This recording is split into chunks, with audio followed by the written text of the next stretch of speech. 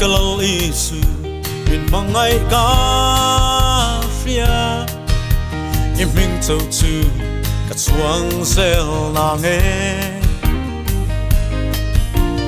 Kopel par moi ten min tim trin ma se ka mangai BER suloni ZEL an te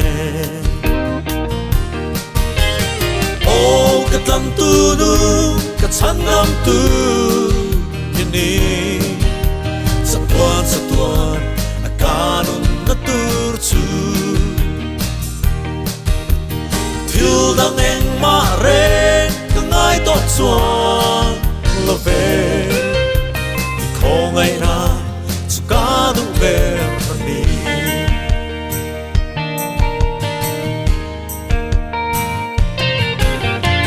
o ka him na le ka kul pui nge chu ro rel na ka him na tur chu lal song song zinga sung nung berini eng kim ti thei ka chuang BER phone se o ka tan tu nu ka chan nam tu ini satuan akanun na tur chu thil dang eng ma re ka ngai to chuan lo ve ko ngai na chu ka du BER ni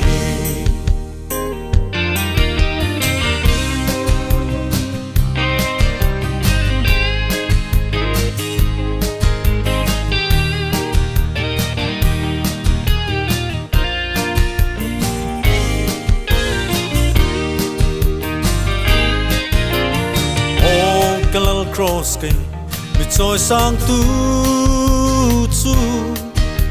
satuan thangin ka vuan ZEL an che rong ngai na har sa la lo thang ma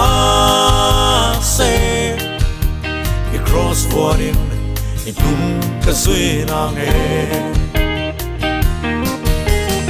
o ka tan tu nu ka chan nam tu ini satuan akanun na tur chu thil dang eng ma re ka ngai to chuan lo ve